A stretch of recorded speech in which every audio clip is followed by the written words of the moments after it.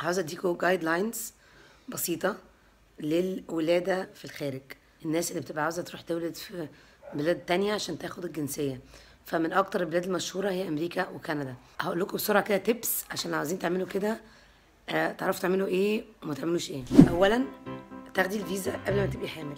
ثانيا تواصلي مع حد في البلد اللي انت رايحاها دي وتظبطي معاه وتحجزي بيت وعربيه كل حاجه من هنا. وطبعا تسافري في الشهر الثامن، يعني اخر السابع، عشان ما يبقاش في مشاكل في الطياره وكده. وانت طالعه الطياره ما تاخديش معاكي لبس بيبيهات في الشنطه، ولا ببرونات ولا كفولات. انت مش محتاجه حاجه، انت رايحه بره، فهتجيبي الحاجات دي من بره. وانت طالعه المطار حاولي تبيني انك مش حامل. تلبسي جزمه كعب، تحطي روج، سيبي شعرك، يعني قتبي كده. كل ما تقتبي بصي كل ما مش هيبان ان بطنك فيها حاجه يعني كده. ايه بقى المميزات في الولاده بره والعيوب؟ نمرة واحد الباسبور.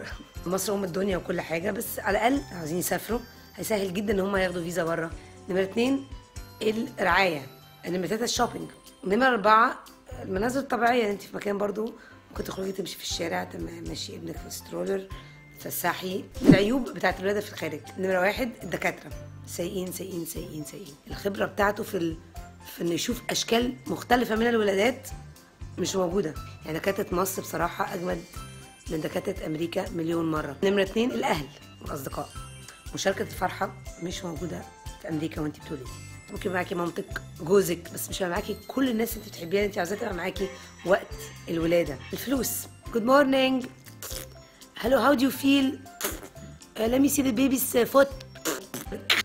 طبعا هناك اضعاف اضعاف اضعاف الولاده في مصر. رابع حاجه انه سفر، يعني هي رحله شاقه.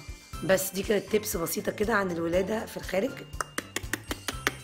والعيوب versus المميزات. ربنا يوفقكم في جميع الاحوال.